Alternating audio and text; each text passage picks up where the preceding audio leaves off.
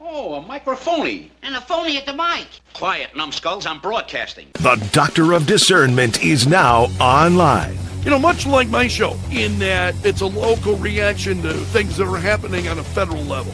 Dispensing a daily dose of common sense. No prescription required. Wow, do I have a boatload of stuff for you, from the crazy to the absurd. Let's start getting into it because, I mean, it is bizarro world out there. And I say, if it's obvious to me, it should be obvious to everybody. Oh, wow. Who could have seen this coming? This is the Fourth Hour with Greg Belfrage.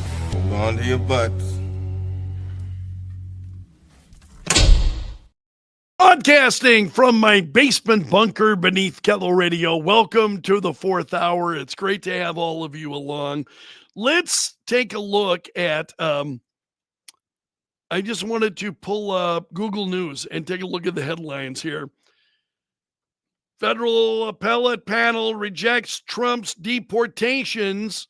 Remember, he was using that wartime law. And so appeals court is blocking Trump from deporting members of Tren de Aragua. Just absolutely incredible. We ought to be moving to, because it's the right idea, we ought to be moving to give him the authority to do these things. We ought to be passing new laws to make it certain that he could do these things. This is just absolutely crazy. So there was I'm always heartbroken when I see these survivors of these mass shootings. Also, there were a few other stories here. Oh, here we go. No. Here we go. U.S. judge blocks Trump from using troops to fight crime in California. So the use of the National Guard in Los Angeles was illegal, according to a judge. And there's a lot of follow-up on this. I mentioned this story this morning, this strike against this drug boat from Venezuela, killing 11 different people. The Capitol agenda, White House pitches a mega bill marketing reboot. This is all about the big, beautiful bill. So let me share that story with you. We'll get into a little bit more detail. Here it is, Politico. So the president's aides apparently today are going to be working on a rebranding, they're calling it, of the big, beautiful bill. Now, this is Politico, so I would be very skeptical with any information that we find here. The core message is that Republicans should focus on the bill's tax cuts for working families, including the elimination of income taxes, which is what Scott Bessent was doing on Sunday, or on Monday rather, on Labor Day. He did an interview with Breitbart, and he talked about that. Republicans can control their own outcomes in the midterms if they just talk to key voters about what voters care about, highlight for those voters. And the difficulty in that is that we live in incredibly noisy times. I mean, incredibly noisy. There are a lot of people that are shouting and screaming, and I think a lot of other distractions. I needed to share this story with you. The headline is, the media is grappling. How should they cover a president's health? Because those rumors were out there about Trump, so on, being dead. And so now they are, Peter Doocy asked him, how did you find out over the weekend that you were dead? Doocy was referring to speculation that Trump's health that spread online over the long Labor Day weekend because the president was, he was absent from public for a couple of days. And I wish I had seen, this is the quote that I've seen a lot. It's fake news. It's so fake. That's why the media has so little credibility. It's also, I would say, why social media has so little credibility. is because you get people on there they're the ones who are fueling this stuff. I think even more than the legacy media. I didn't see any legacy media stories on this. I don't know if this was just comments from people, but I love that photo of Peter Ducey showing. And actually, that photo that you see there was somebody who was throwing stuff out of the White House while Trump was gone. Somebody had one of the windows to the White House open, throwing stuff out, and that's Ducey showing Trump them throwing stuff out of the White House window. One of the big stories I think today, certainly international stories, is what's going on. Vladimir Putin, Xi Jinping. Get a load of this. This is a story from the New York Post. They were overheard this morning pondering immortality and the possibility of humans living 150 years in an unsettling hot mic moment. So Putin's translator saying biotechnology is continuously developing, and this was live streamed. Human organs can be continually transplanted. The longer you live, the longer you live, the younger you become, and you can achieve immortality. Oh my God, no thank you. No thank you. Some predict that in this century, humans may live to 150 years old. This is what Xi Jinping is saying. Earlier, people rarely lived to 70, but these days at 70, you are still a child. Yeah, I don't know about that. I'm in my 60s and I don't feel like a child anymore. I wish.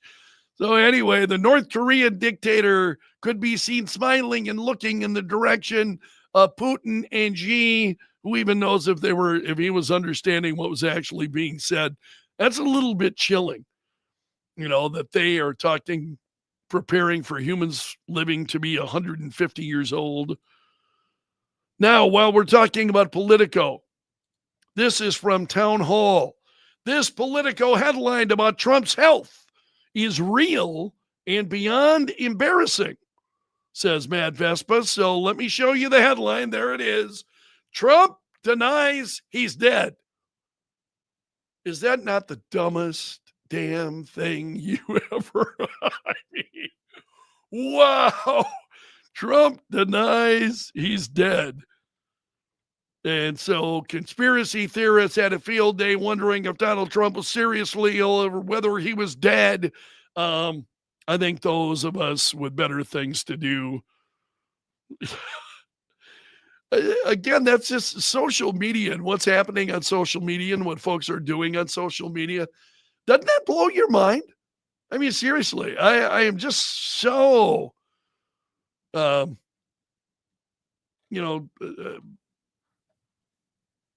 the word? I'm not blindsided by it, but I'm so taken aback by it that people are just how they're covering that kind of nonsense. Just scrolling through some of your comments, David saying it's good that Cracker Barrel is keeping the logo. That was pretty wild. That happened while I was on vacation, and I laughed. I just thought, really? You went through all of that just to keep the logo? Yeah, Brian is saying they're covering the president's health. And I understand what Kathy is saying. Why weren't folks concerned when Biden was nowhere to be seen for days or weeks? Yeah, I mean, he literally was, was out of public view, did not hold news conferences. Very, very rarely that he held news conferences. And every time he did, you understood why he didn't like holding them. It was an absolute train wreck each and every time he had the cards.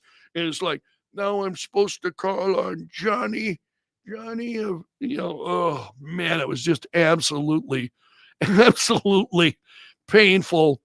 I want to show you a video from the president here as we wrap up this morning. This is from the White House Wire. They've got President Trump's, oh, sorry, that's the wrong. I want to close that and I'm going to open another window here. This is a video from the president. He is sharing 11 life lessons here. And I haven't watched the whole thing.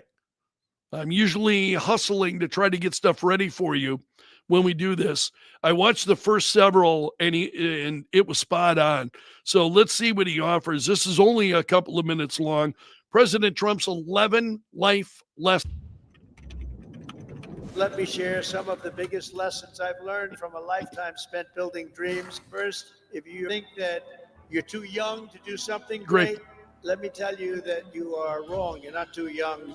In America, with drive and ambition, young people can do anything. Second of all, and very importantly, you have to love what you do. Yes. I rarely see somebody that's successful. Gotta love what you do. Love what he or she does. Third thing is to think big. You know, you're going to do something, you might as well think big, because it's just as hard to solve a small problem as a big problem, and it's just as much energy and everything else, except the result is going to be a smaller one. So love what you do, but think big. Fourth is work hard. Work hard. Fifth is don't lose your momentum. You just want to keep it going, and you have to know if you are losing it. You have to know when you're losing it, so maybe you stop. You do. Maybe it's time to stop. Number 6, if you want to change the world, you have to have the courage to be an outsider. In other words, you have to take certain risks. That's Trump. Do things a little bit Total differently. Trump. Otherwise, if that weren't the case, everybody would be successful. Number 7 is to trust your instincts, common sense. There's You 11 can here. Go very far in life with common sense. 8th, everybody should believe in the American dream. It's real, I love it's this. there, and it's right before you. 9th, think of yourself as a winner. The power of positive thinking. In recent years, too many of our young people have really been taught to think of themselves as victims. But in America, we reject that idea that anyone is born a victim. Our heroes are the ones who take charge of their own destiny despite the odds. And next is to be an original. The old-time greats were people who had the confidence to be a little different. God only created one of you, so don't try to be someone else. Finally, and most importantly, never, ever give up. I've learned that perseverance is everything, so whatever happens, no matter where you are in life, stay optimistic and just keep pushing forward. Never let anyone tell you that something is impossible, ever, ever, ever.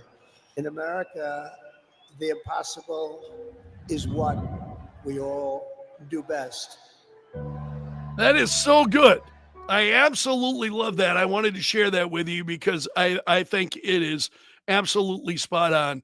A lot of the things that he's talking about in that are just absolutely right on target. All right, you have made it to the end of the video, so congratulations. You are part of my gallery of champions. Special salute to the Bunker Brigade, the folks that you see commenting, those that are here each and every day, and I appreciate each and every one of you. Hit the like button, please, before you leave. If you'd subscribe, I would appreciate that very, very much. So until tomorrow, my friend, I'm underground and gone.